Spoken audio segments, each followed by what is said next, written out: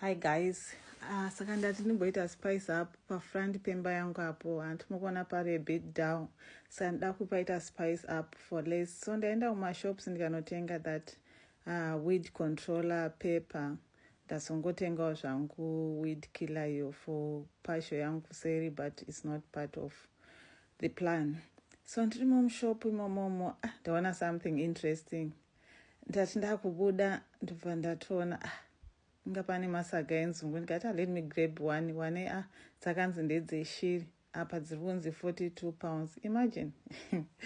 Saka ndazobuda zvangu ndobva ndandotora maruva angu ayo anga achiita 4 for 8 pounds.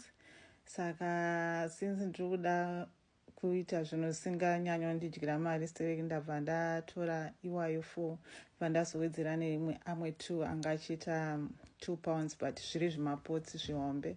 Saka ndapedza kudaro ndabva ndapfuura nekutesco, kwanga kune matombo ayo ewhite anga ari pasero achiita 2 for 11 pounds.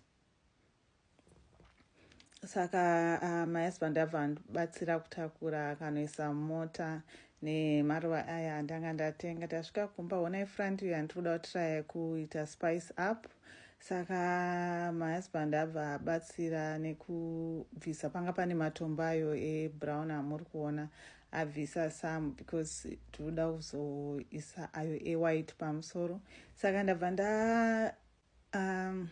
ndaisa mapotsi angu pandiri kuda kuti ange achizova maruva acho. Then ndapedza kudaro ndobva ndachera makomba ekuti maruva angu ndizomaisa mukati. Ndanga ndiri muhappy mood kana ndichiita zvemugadheni zvebasa izvi ndobva ndanzwa kufara because of my background I think. Saka mavhayo ndamatenga 2.99 pounds. Nangotenga saga 1 because I didn't need more. Saka ndabva ndafila makomba angu ayaya andachera netop soil. Saka iro ndo bepa randichada kuwaridzira pamusoro because it's a weed controller. Saka tisingadi kuzoti sora ribudikire richipinda pamatombo.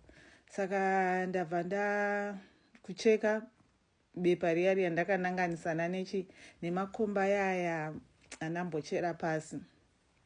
Saka unotoita ndachitoita zvekumbofugura thing yacho kuti ndione kuti pari kuenderana chaipo chaipo ndepapi. It was interesting. Saka ndapedza kudaro ndazobva ndabudisa maruva angu aya mupoti, ndobva ndamabvisa manyuwa yawo yanawo. Saka unotoita zvekupinza nepaburapo, then wakananganisa pagomba riya riya rawachera nemanyuwa.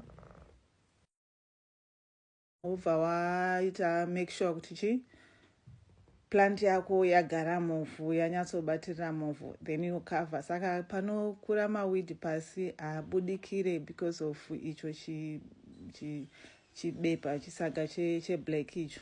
Ndo the main thing yatachitengera. Saka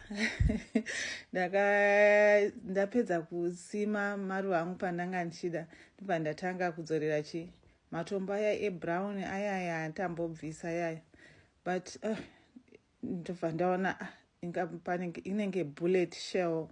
Haminoti ndafunga kuti bullet shell, but ranga titsvage matombo angu anyway vanhu ka.